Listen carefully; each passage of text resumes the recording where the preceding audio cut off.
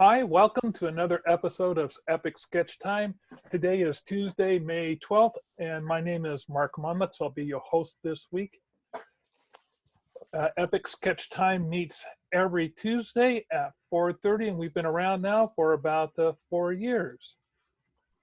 With me today is Bill. Why don't you introduce yourself? Hi, I'm Bill Morse. I'm a freelance illustrator and cartoonist working out of Seattle, Washington, and I also do a web comic called Rhapsodies, which you can find on the doogly-doo, rhapsodies.wpmorse.com, or if you want to see it early, at my Patreon account. Now, is your Patreon account Bill Morse, or is it underneath the name Rhapsodies? At the moment, it's under Rhapsodies. I think because I'm doing a whole other stuff besides Rhapsodies, I think I should change that, though.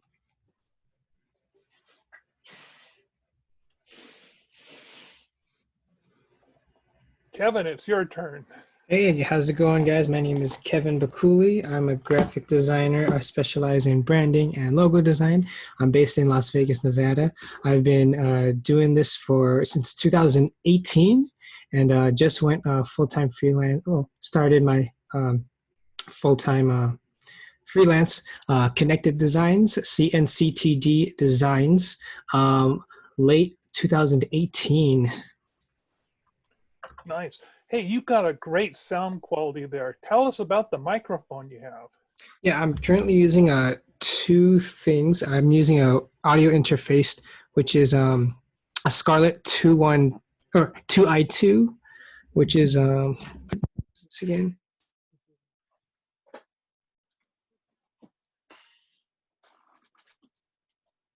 Oh, we can't hear you. We lost sound. Sorry about that. Can you guys hear me now? Yes, Yeah, we can hear you now. Okay, yeah, I'm using a Focusrite sound interface, Scarlett 2i2, and then my microphone is an Audio-Technica P48, and so there it is.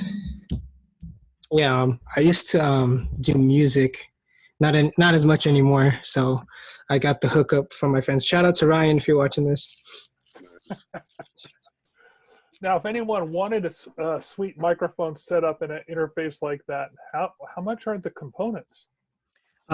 He is a good family friend of mine, so he gave me this setup for I think $100.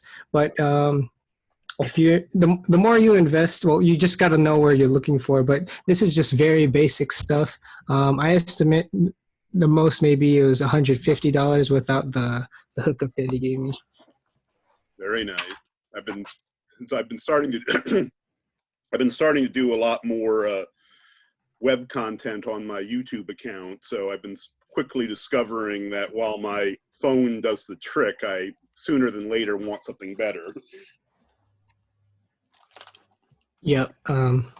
When it comes to podcasts, I've been on a few podcasts and I've tried to host a few. I always try to ask the participants to record their own audio if they have iPhones, because iPhone microphones are actually very, very good. They're not like the best, but they're very good. So yeah, that's an excellent start, honestly. And even my first podcast that I recorded with my friend, we recorded on an iPad, and that captured things pretty well. Nice. I haven't. Would you recommend when you're doing a joint recording where everyone's recording their sound separately, do you use like a sound signature, like a clapper or something, so you can clue that in when you mix all the sound together? That's the toughest part. First of all, everybody has to be willing to do it. And usually I just go off of the conversation. That's a little bit tougher. But, when I ask people, hey, introduce yourselves, I guess that's my cue in which I could start to put the audio in the correct order and time signatures.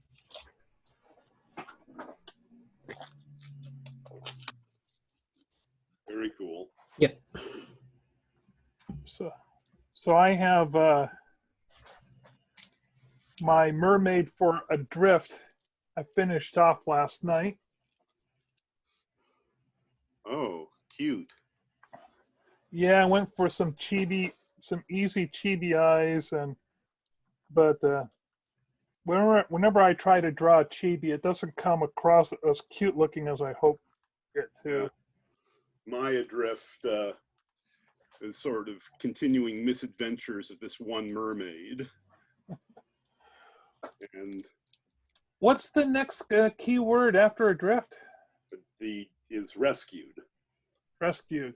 which I did this one. Ah,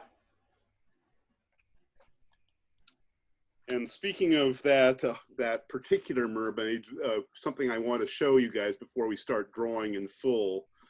I think I was mentioning it in Freelance Fandango. I was playing around with the idea of sort of taking some of the unofficial cast members that I've been beginning to have, and so I was sort of experimenting with a character page with the individual mermaids who have appeared in The Mermaid. And this is the first one I've done. I'm not completely sure if I like it or not. I think it might be a case of translating the watercolor imagery into the straight cartoon image.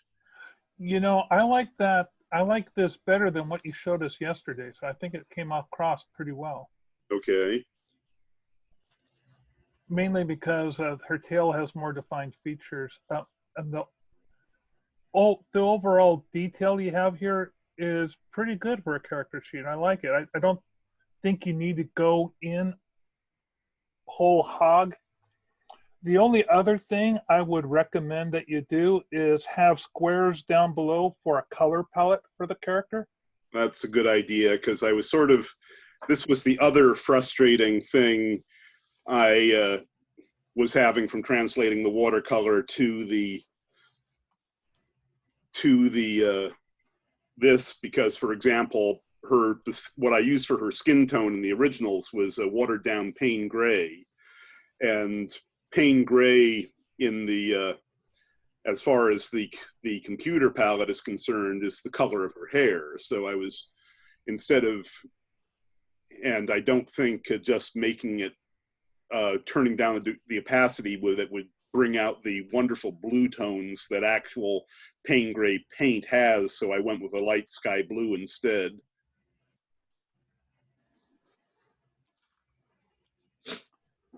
I'm not completely sure how well the colored lines worked, but I think it works. It definitely works on the full figure. As far as I think the having a lighter color line for her ears and chin clash a little bit, and I think I'll fix that later on.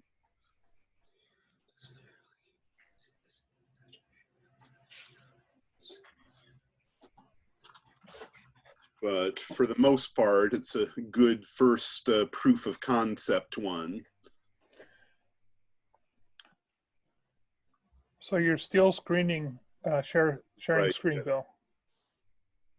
There, awesome. Do you have anything to show, Kevin? Yeah, the only thing I sketched this past few days was this logo redesign I was doing. There's this restaurant in Las Vegas called Embers. Mm-hmm. And do you mind if I do a screen share as well?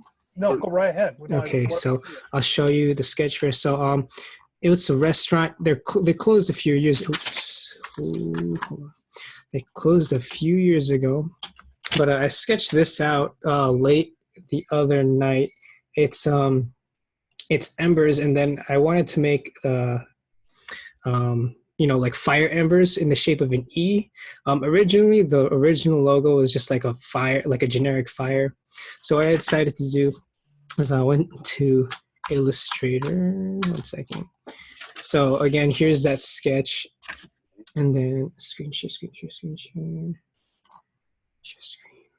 This one. Here we go. So I started to play around with that same shape. I was like, you know what? Let me see what I could do to rotate these. I know this isn't sketching stuff, but this is just. This is great.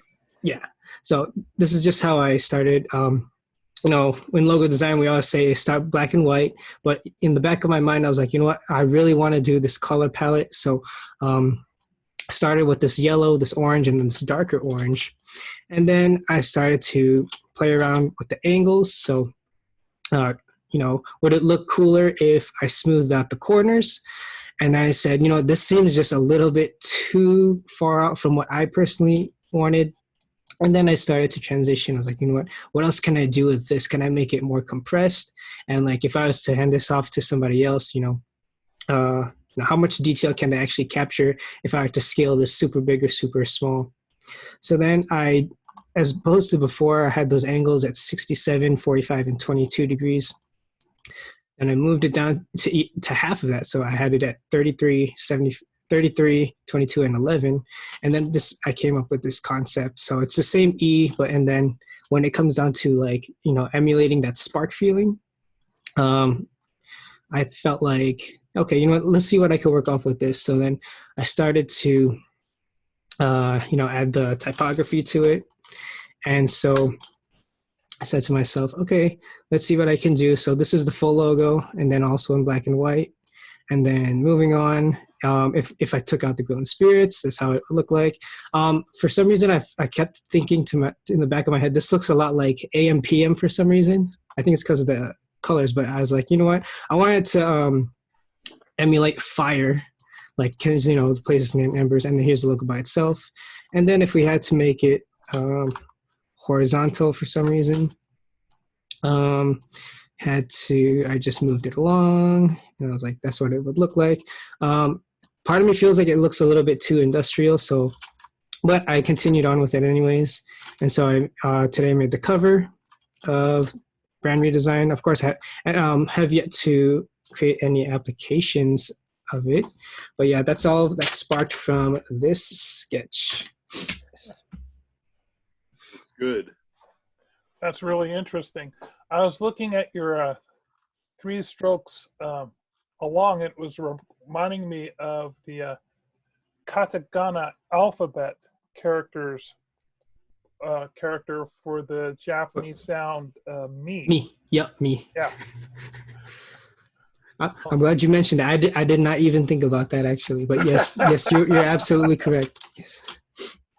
Anara wa Nihongo hanashimasu ka? Skoshi. So this, yeah, I spent a year in Japan back in 1979, 1980 as a foreign exchange student, but that was like 40 years ago. So my Japanese is particularly rusty. One of the things I've been doing on my tablet is I decided I really need to brush up on my hiragana and my katakana so I can at least read them. Oh, we got somebody waiting to come in. Oh, cool. Hello, Charlotte. Sorry for making you wait. Hey, Charlotte. She's probably working on her camera. Charlotte, if you don't have audio or visual, please go ahead and make your comments in the chat. I'm from Tacoma, Washington, and I'm an illustrator. Bill, give a quick introduction. We know Charlotte. She's a regular. I'm in Seattle, Washington, and Yes, and I'm Kevin Bakuli, a logo designer, branding, based in Las Vegas. Oh, Charlotte, great. Thank you so much. Charlotte, I'm going to give you my email address because I forgot to copy and paste the information to go down in the doobly-doo since you're a regular. Oh, okay. So if you could email that to me. Okay. There we go. Because I just know I'm going to forget to do it again. What, in this day and age? How could anybody forget? There's hardly anything going on to notice, right? So Kevin, how good is your reading and writing skills in Japanese? I understand what you said. Other than that, I don't know too much. I know like 50 words. That's it. Okay. I can write hiragana, katakana. I know like 10 kanji, and that's it. for a while. That's about my skill level right now. It's interesting you said that actually. On my Instagram, I actually tried sketching some katakana for this gaming brand I was developing. I put it in. I was like, I'll try to make it 3D. It's Baitas Gaming. I didn't think it translated well. Of course, it translated correctly, but I don't think I did it justice. And then on top of that, what did I do with it? Well, anyways, yeah, I tried to make it some sort of 3D effect in Illustrator, but I was actually struggling with that, so I just made a flat design, which I'll show shortly. If I can open my Dropbox. In the meantime, yeah, I like to dabble into a lot of things. So there was a phase where I was I took a typography class, and then before that typography class, I was actually really interested in cursive and calligraphy. So I also have for a few weeks I really worked hard to learn how to write in Old English with a nib. That was tough. But because of that, it got me back into sketching my ideas because, we always say, sketchy. It's always good to sketch your ideas, especially when we do logo design. So glad that I took that typography class because it just brought me back to square one, and that built a huge foundation for me. Yeah, on that topic, I'm pretty sure they don't have a Las Vegas branch, but on Facebook, keep your eye open for Type Thursday. Okay. They do everything from type design to calligraphy and everything in between. Is this on Facebook or where is this, Bill? There's a Seattle group, but they do have a Facebook page, both for the whole thing and for individual branches. Oh, a Facebook group called Type Thursday, you say? Yeah. Okay, I'm checking that out right now. And until this happened, I attended the monthly meetings in the Seattle one fairly regularly. I don't pretend to be the best type person, but since I work with fonts from the cartooning side, I find that it's something that I find it be good that it's a good idea to be informed about.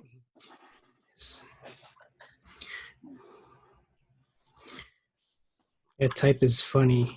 When I took my first typography class, every time I looked around, I was always looking at the kerning between each letter. Tell me about it. It's sort of like one of the things I hate about election season is just how terrible all those things are.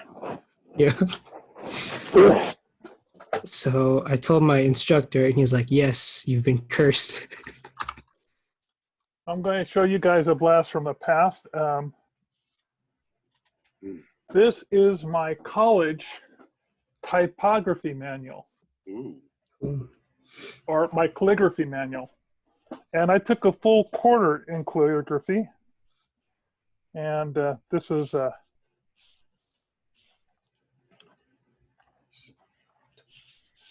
wonderful examples of various letter forms, and Nice. Oh, very I'll nice. pull up some worksheets. Oh yeah, this was one of my favorites to do. Was one called Black Letter.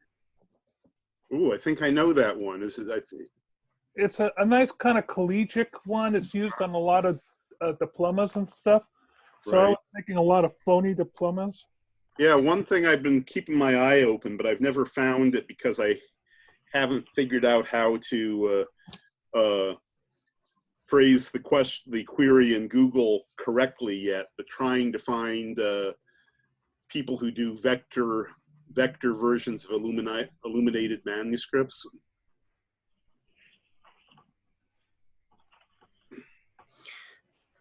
But yeah,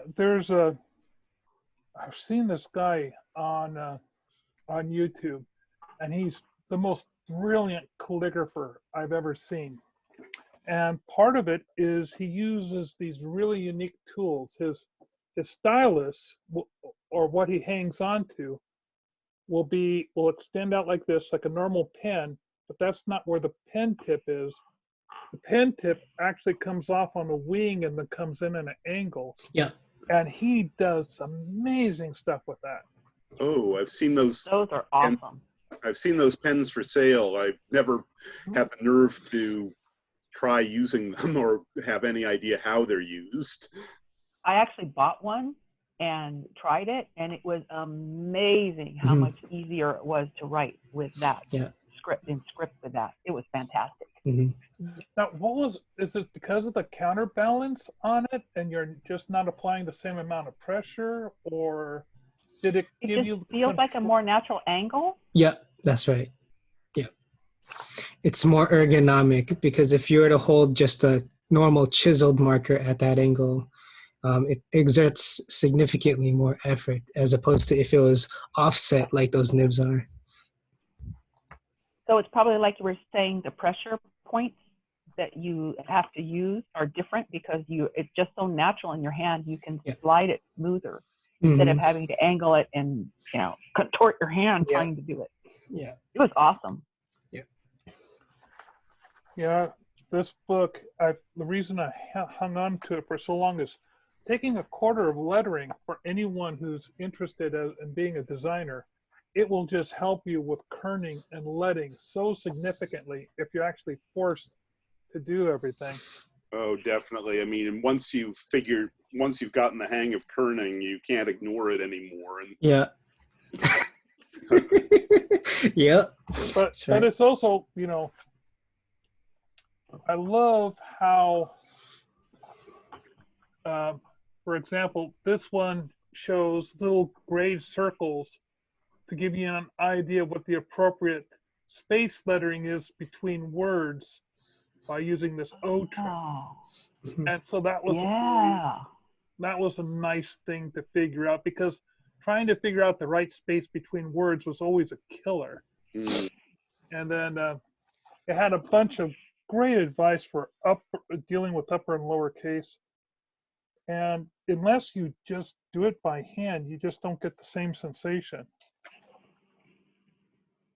Oh, here's one where it talks about you take the nib size and you make a grid mark across to formulate and figure out the amount of spaces needed for each letter. Yeah. I really enjoyed that class. So. Oh, I bet. Always glad I hung on to that book.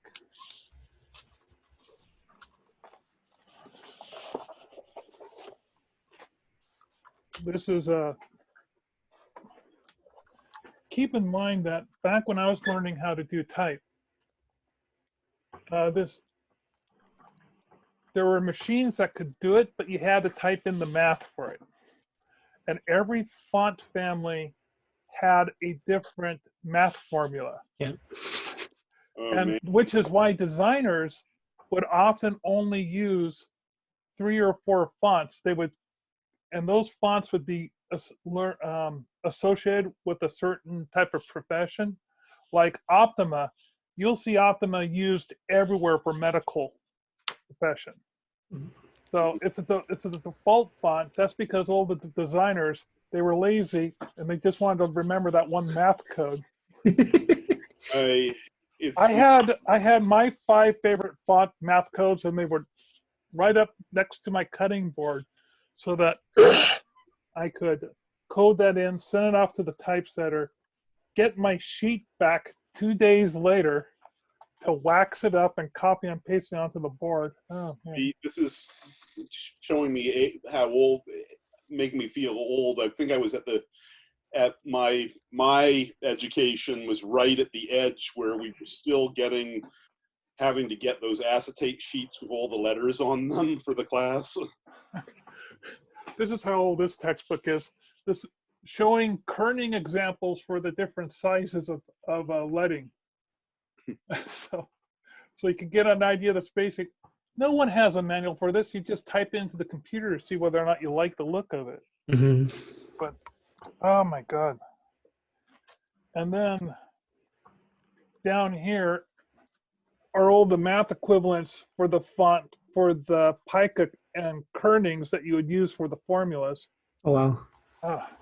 It was a nightmare, just a nightmare. And as soon as I saw what Mac can do, I went out and bought it so fast, made your head swim. See, if I had been able to stay in the field I was meant to be in, I'd be a Mac person. But I ended up going into the IT field, and I've been IBM so long. It's only in the last year I got an iPad. Yeah, the whole Mac versus PC thing to me is proof that religion will never die. Yeah. I mean, it's sort of like a lot of the hipster atheists say they've abandoned God, but then they take one look at what you're working on, minding your own business, and then out spouts the dogma. So if you guys don't mind, I'm going to actually take over the screen and draw something. I'm kind of working on my concept sketch for, what was it, Bill? Rescue? Yeah, right. Yes. And what program are you using? Oh, I'm just doing this quickly inside Photoshop. Got it. At the moment, the one I'm trying to figure out is a blaze.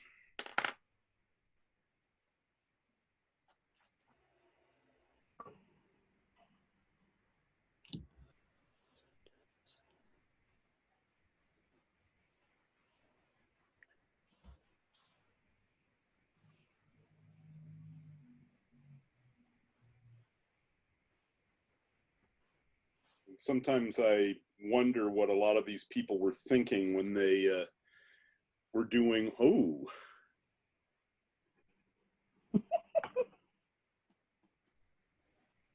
Now I'm trying to figure what type of critter should I put on her head. well, you already did the octopus. Well, the critter has to be rescued, so I'm thinking, what's the most out of place thing you could possibly see on the ocean? And A squirrel? a squirrel. Oh, yeah. Oh, that's what you're doing? Okay. I was thinking that's the most out of place thing I can think of. I was sort of having images. Oh, really? That was going to be your suggestion? Yeah. I was having images of. Actually, I think it would work better if you had something almost as large as her head on top. I'm sort of, at the moment, I'm imagining a lop-eared bunny. A bunny, yeah. Or a raccoon. I like the idea of a squirrel because he implies nuts. Mm-hmm. Yeah. This is true. And oh, this is weird. I'm so used to selecting things inside Procreate that I'm trying to use the same commands to do the selection of the squirrel and resize it. So let's see. How do I do that in Control V or Control T, I mean. That's what I thought, but I didn't grab it. Oh, that's because it's in bitmap mode. I need to switch it over to grayscale.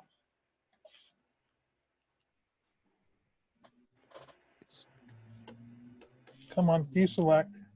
Oh, it's not doing that because I was splitting my screen. I had two screens and one of my controls was on another window and I wasn't seeing it.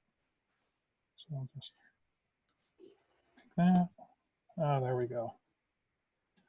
Now I'll just make the squirrel bigger.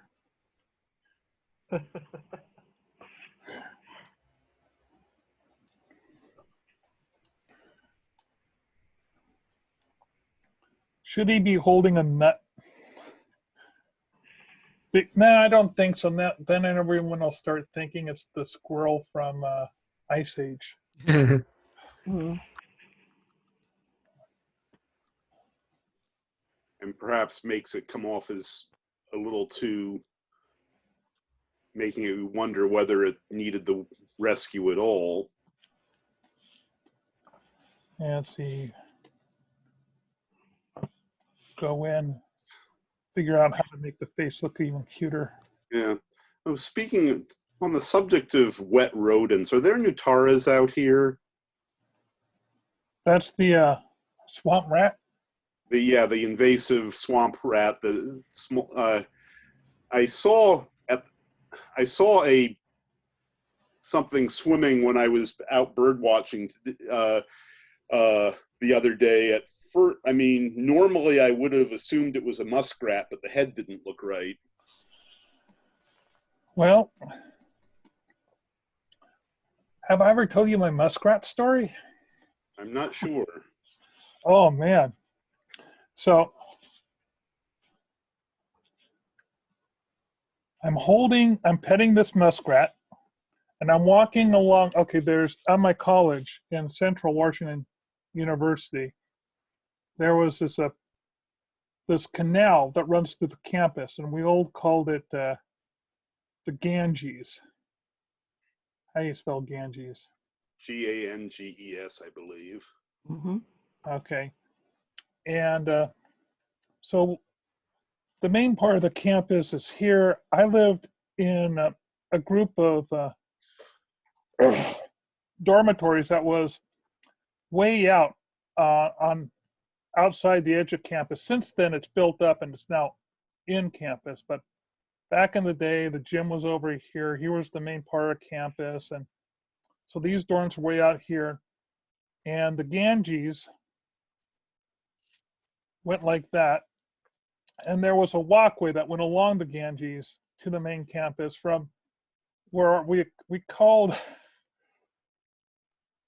these dorm rooms Siberia, because they were out in the middle of nowhere, and most of the time there was snow on the ground and it was cold out there, so we felt like that was the nickname for it, Siberia.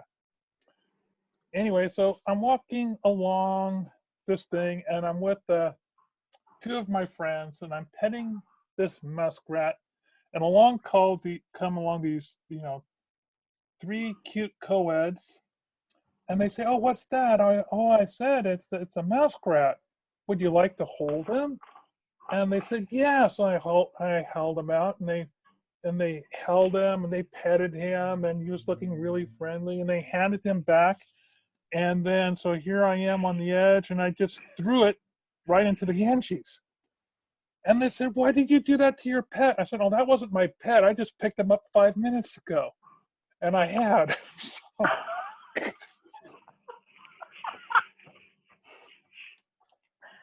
So no worry about rabies or anything? I would catch things all the time when I was a kid. Shrews, mole. Let's see, I did catch a mole, but I caught a shrew with my hands one time, and that was a real task. I think I did that when I was like 8 years old. I was always out in the woods catching things. Yeah. It looks like there are It looks like they are out here. There are nutria? Okay. Yeah. And they look a lot more like muskrats than I thought they did. I thought they looked like a small capybara for some reason. So you think you might, they're pretty big though, Bill. Oh, yeah, no, yes, I know, well, yes, but when I, What, did it look big? Does the size match? it looked large, but it wasn't like I was mistaking it for a beaver as far as how big it was.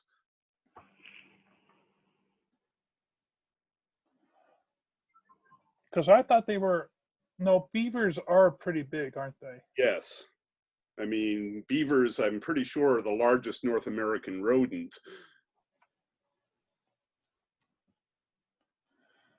So I think I'll start drawing this with the squirrel, see if I can get his face just right.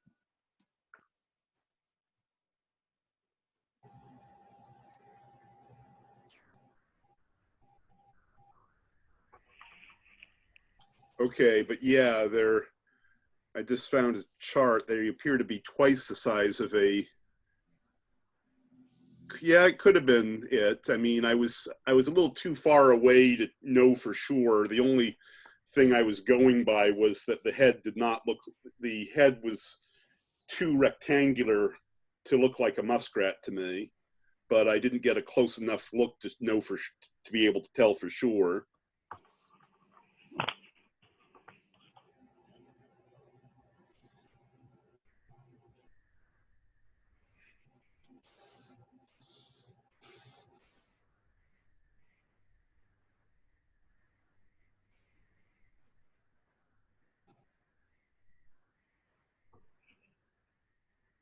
So Charlotte, what are you working on today? Oh, I'm doing another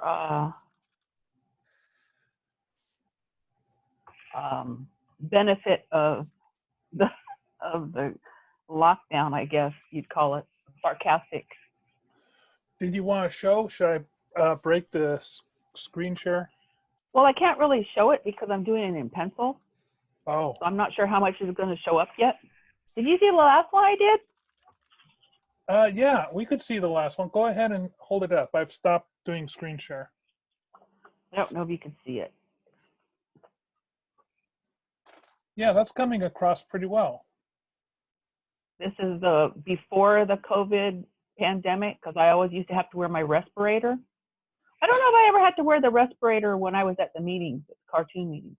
I don't and remember. Everybody would, yeah, people would look at me like I'm weird because of my chemical sensitivity.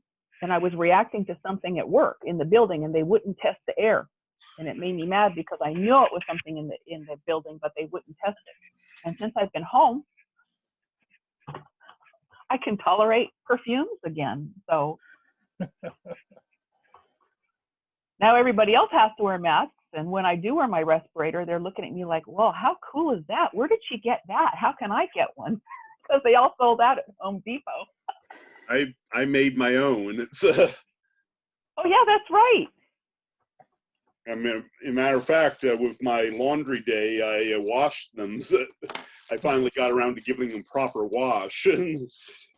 Where sort of like don't make no mistake, it's not like I'm endangering it or anything. I have a cycle, but it was sort of like they were beginning to have a sock quality to them. So. It's kind of cool how people are coming with different designs for it. I bet it would give a good opportunity for some crafters to, or artisans who want to present their work in a new venue. Yeah, I mean, I've seen a lot of people do some really good things. Because I don't have a sewing machine or access to a good fabric store, I've been mostly making do with dust rags. I heard that microfiber is really good. They said you can use microfiber for filters. Yeah, I'd heard people going on about various fancy silk or whatnot, but for the most part, apparently proper 2-layer cloth ones take care of 60%. I mean, these definitely get the job, do what they're supposed to do at a supermarket. I'm not going to trust them in a hospital, of course, but beyond picking up a prescription, I hope that's not going to come up. Right. Well, I was over at my dad's house today. He had a provider. He had emergency surgery a couple of weeks ago. That's why I wasn't there last week. And he had the providers coming, checking up on him. And I'm so used to seeing now that everywhere I go, people have masks on them. And they say that the providers are the ones who have COVID more so than other people right now because of the exposure. And the woman starts walking up to the house. I open the door, and I wasn't even able to verbalize it because I was just so shocked to see a strange face without a mask on it. I just kind of stared at her odd. And she stopped and she looked at me, and I just held my hand up over my mouth like, where's your mask? And she stopped and went like, oh my gosh, I forgot my mask. And she ran back to the car and put it on. And it just hit me as how bizarre it is that nowadays we're not used to seeing people without masks in public, Yeah, well, I mean, it varies where I am at the moment, but at best it's about 50%, but I figure I should at least be sensible about it. So these days I wear it outdoors, period, no matter where I am, even if I'm walking in an empty park. Oh, really? Yeah, that's probably overkill, but I figure it's good to maintain the habit by rote. No. My wife and I, we put ours on when we go out for a walk, but we don't wear them when we're walking. We, if we have to interact with some other people, we've run into people when we were walking, so that's one of the reasons why we started to wear them. But for the most part, the only time we put them on is when we go shopping. Mm-hmm. It was really nice that I have a friend who's a cosplayer, and she made some for me. Well, I'm going They must be fun ones then, huh? Mine's got stars, and hers have little musical notes on them. So she knows I like movies, so she thought, give me some star quality. I think I'm just going to make her hair black. Oh, I'm going to go and take over screen if nobody objects. Not at all. Go ahead. Give people something to watch.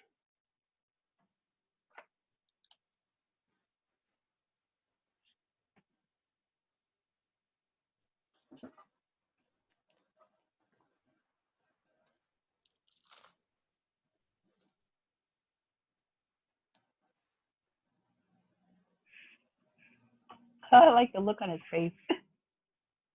Yeah, I might have to redraw his toes since I've decided to make her hair black. But I'll just do that later.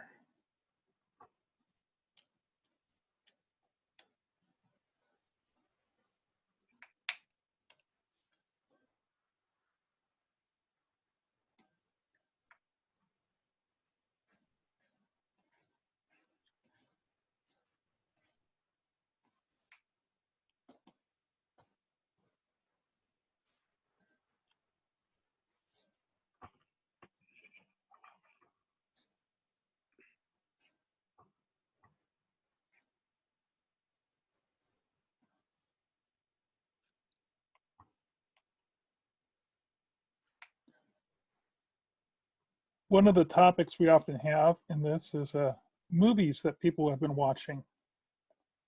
And honestly, I have not watched many movies at all since this whole started. And I used to watch at least, one every couple of days because I'd watch it during my lunch hour.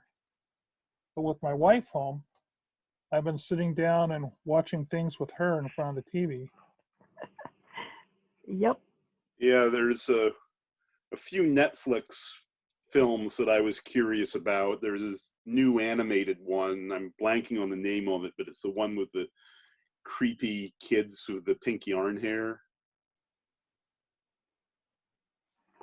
Oh yeah.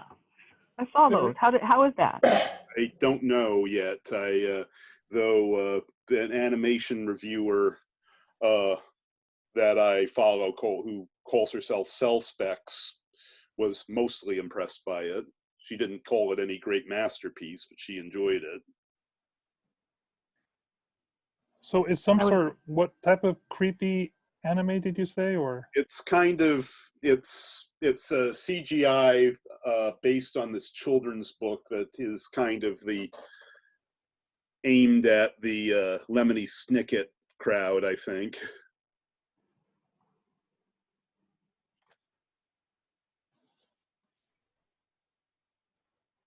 Yeah, I thought it's interesting that they did it out of yarn hair, and I was wondering if they did it due to the challenge or because they found a new way to quickly animate. Oh, the Willoughbys. Willoughbys, yeah. Mm-hmm. Oh yeah, my wife and I, we watched it. It was a fun, silly thing to do. Okay. And their yarn hair actually is part of the plot. Is it? Oh yeah, they apparently the mother likes to knit, and she uses her husband's hair to knit because it's so yarn-like. So did she knit the kids? Is that what it is? No. But that explains why the father is bold in the character designs.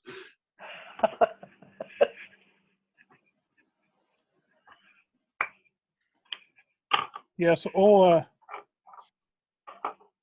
Hair is a major theme that runs through the story. It's quite a little fun. I mean, it's no box trolls, Mm-hmm. Oh, but love box I trolls. love that one.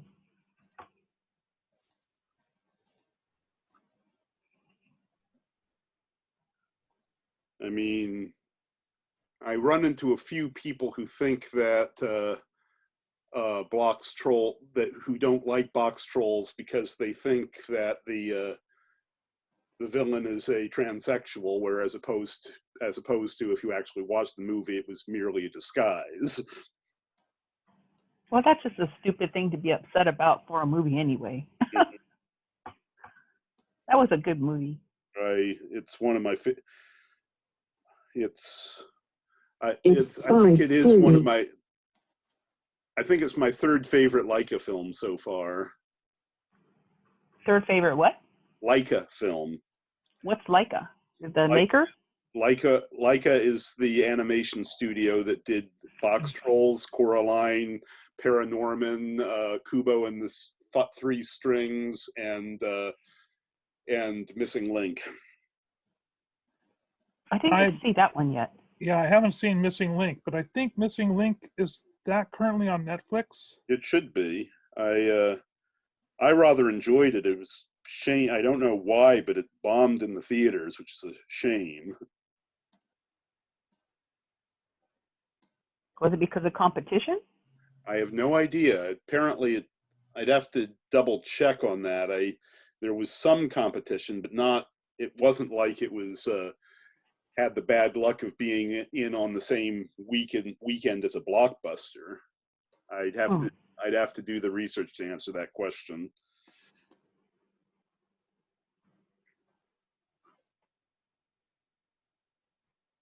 But I mean, technically, apparently it was even as innovative as some of the other ones. And I very much look forward to seeing what they do next. Considering they're in Oregon, they're on my studios to send my portfolio to list. Oh, wow. That close. I forget where in Oregon. I kind of assumed that they were somewhere around Portland, but there's a number of animation studios in Portland, like the stop motion company that did the what were they? The Raisins? Oh yeah, California Raisins? Yeah, the California Raisins. Actually, that is like they essentially it was that used to be Will Vinton, but the owners of Laika essentially bought it up. Oh, I didn't know that.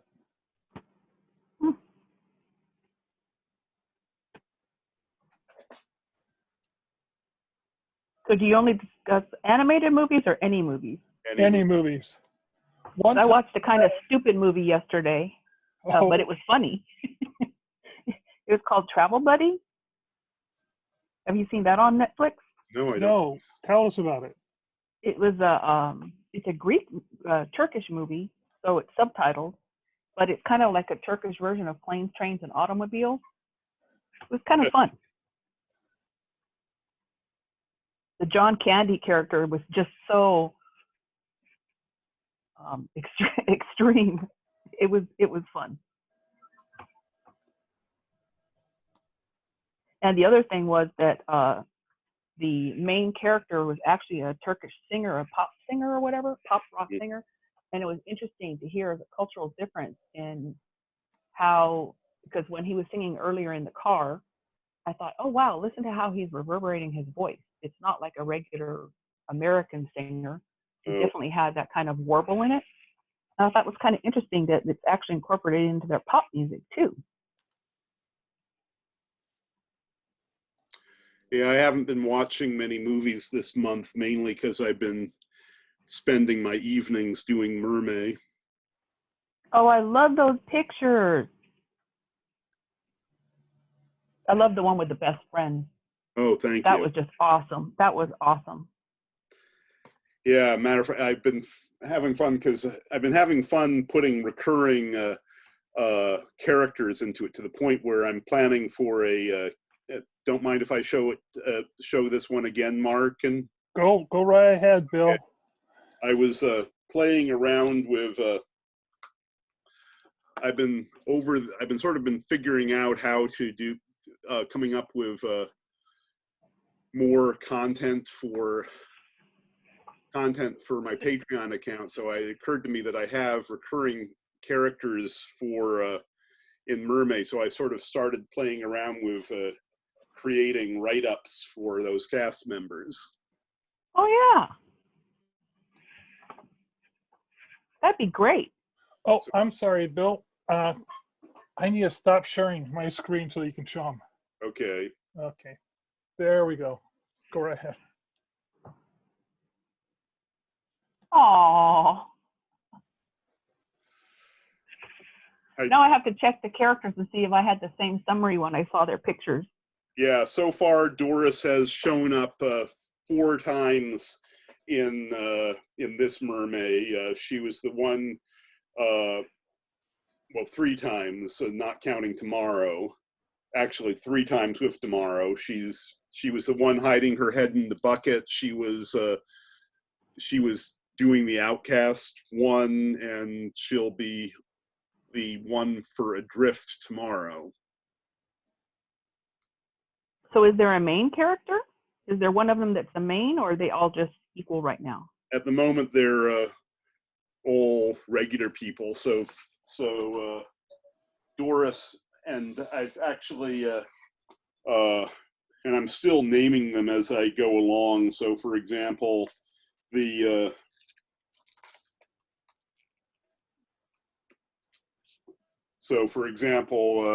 lead, this is Genevieve, and I'm still attaching names to them. I haven't been. So Well, they have to have their mermaid names too, right? Yeah, that was what I was doing. And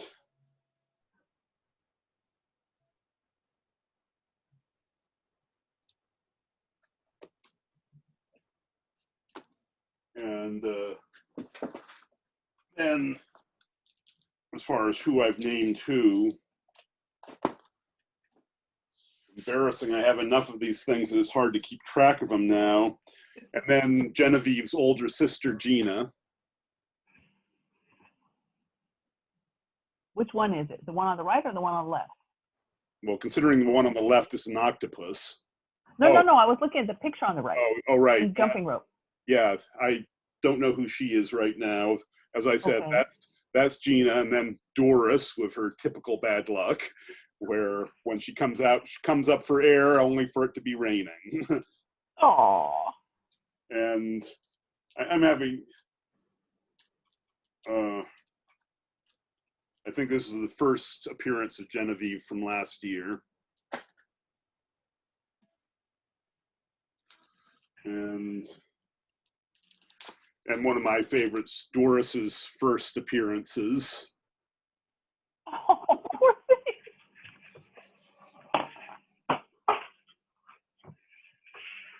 It was bizarre. I've found myself having somebody putting a like on it on my Tumblr account, where I was technically flattered until I looked at the rest of their page, where it appeared to be all fetish stuff of women in nets. Oh. Well, there's an audience for everything.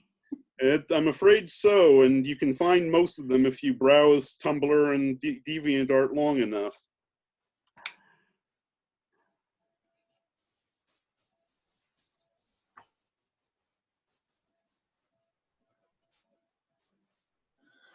So normally we stop at 5:30, but we can keep going a little longer if you guys want to. No problem. Nope. Okay. I'll show you how far along I am on my illustration. Do-do-do.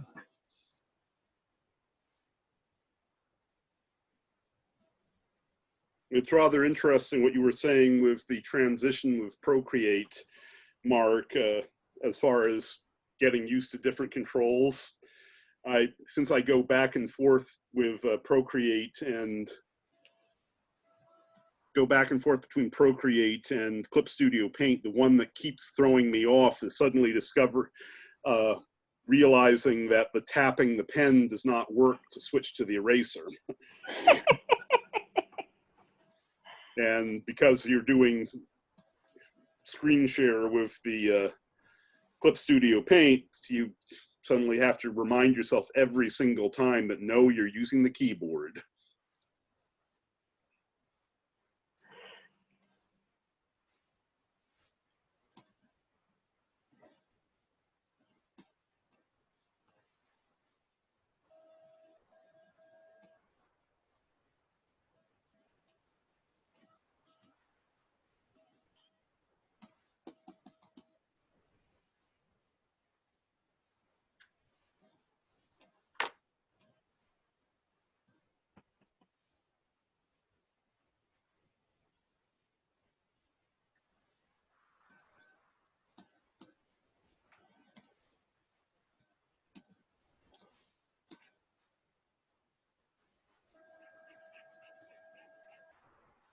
Oh, Charlotte, I don't think I saw your name on the Eventbrite thing. Were you going to be doing planning on doing the meeting this Saturday?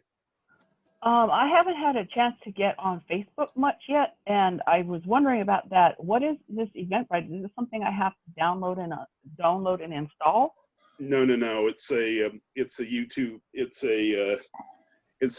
a web page for only if you only if you want an app on your iPad. Otherwise, going to their web page is just fine.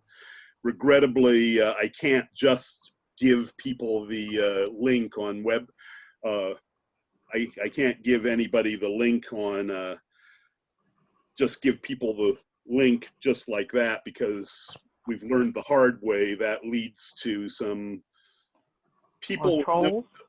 Well, he could give you the link via email, but posting it publicly is where we would have problems.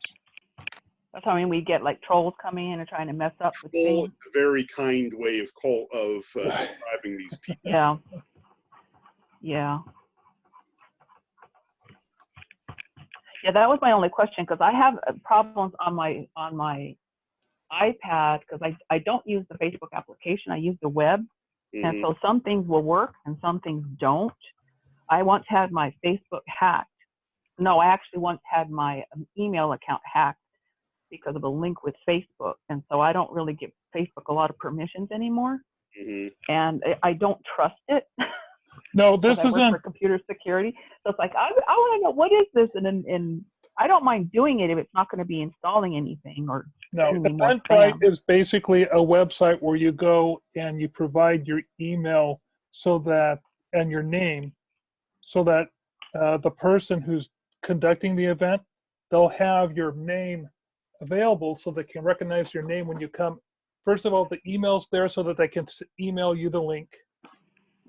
And then your name is there so that they can go ahead and see what your name is when you come into the room. So it's kind of like a controlling, like Zoom does. Yeah, it's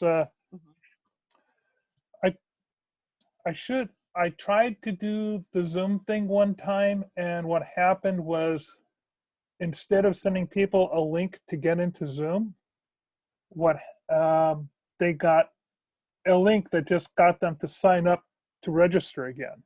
It was very frustrating. Oh yeah, I remember that was the last time, right? For the cartoon, for the book that you were going to do, the comic. That was for the Claw group. Now right. We're going to be redoing that again, but I'll probably be using Eventbrite because it's fairly easy to control. Also, it's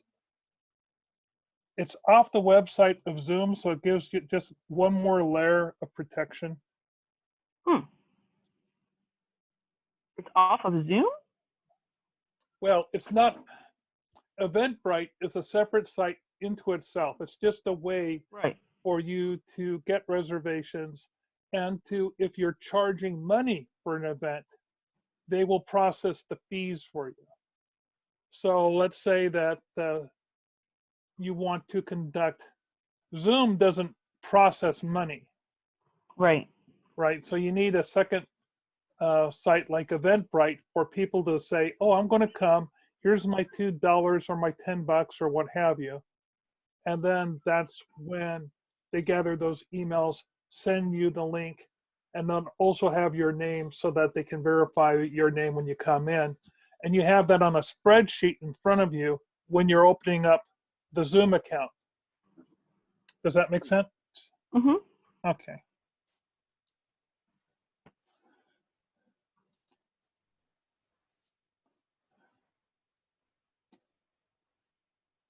Now let's see, this is coming along just fine and dandy. I'm thinking of doing a little bit of a drop shadow for the skin.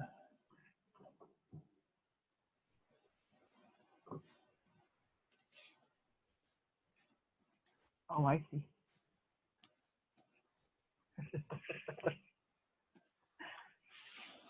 And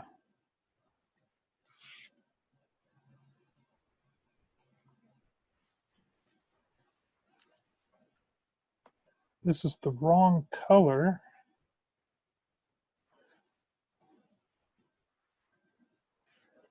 But because I have it on its own layer,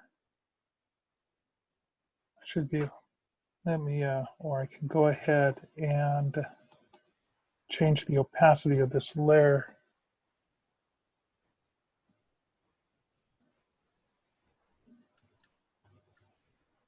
Yeah, there we go.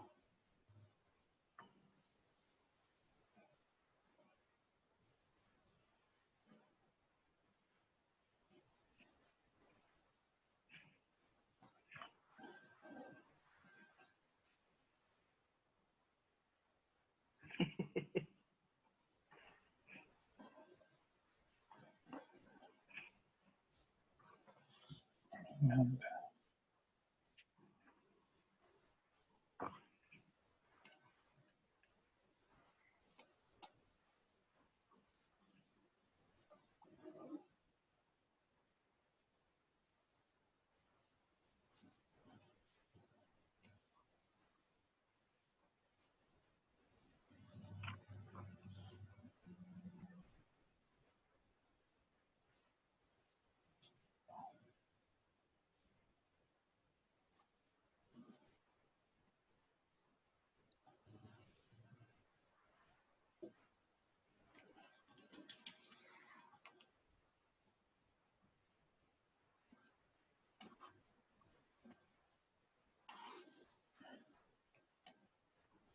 I've yet to find a good way of doing blends inside Procreate. Beyond doing it manually. Yeah. To make another frustrating thing I have with Procreate is zooming without smudging anything.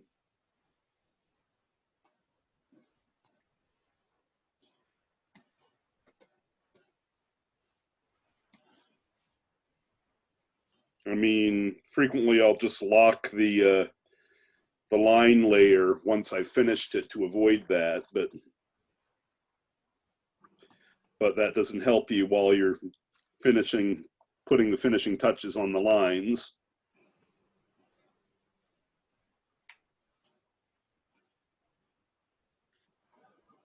One of the things I like to do is draw a really hard black like this on a layer, and then go into my opacity and then nudge it down to where I think it works. Mm-hmm.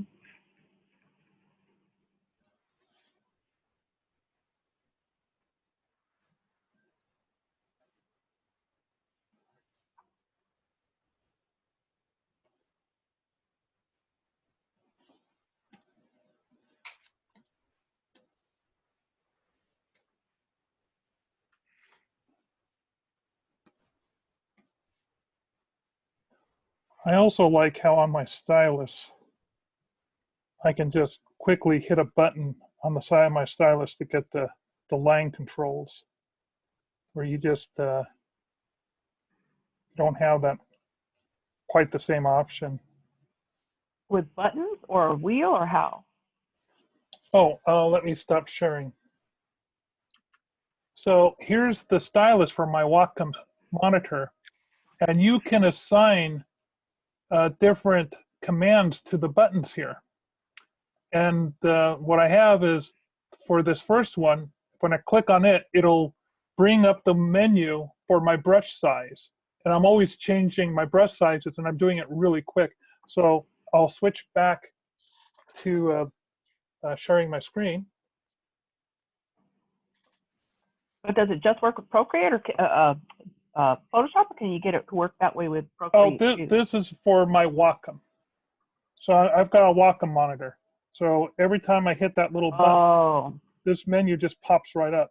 And then I can go, and then when I use it, and then I can switch back to my standard size. I can even really quickly alter the size of it on the fly. Mm-hmm. You got other little quick controls there. But you can also do that with the other buttons that are on, let's see, I'm going to stop screen share. Or did I not screen share? You didn't screen share that one. Oh, I'm sorry. So here's what it looks like. I'm hitting my button, and there comes my menu. Oh, I can quickly select my sizes, or change my hardness or my diameter. But I mainly do this because I have my sizes preset. And then once I'm done using it, I can change it back. So all that's by hitting my stylus. Now let me go back to my screen. I'm going to stop screen sharing and move my camera so you can see. Wacom tablets have a variety of buttons here on the side where a lot of people rest their hands. And you can also program in those buttons to do a variety of things. And they have little, what are called nipples and divots, so you can tell them the difference between them by Braille. And this center one has multiple controls that you can use. I basically only use 2 of these because I don't use them that often, but one of them is an option, just a command for options, and it'll throw up, all my options. Now let me put my camera back. Sorry to making you all seasick here.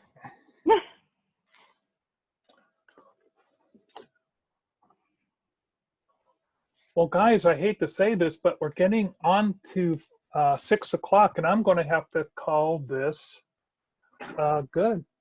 Okay. I want to thank you all for joining us for Epic Sketch Time. Oh, that looks great. Just wanted to show you. I got it at least inked.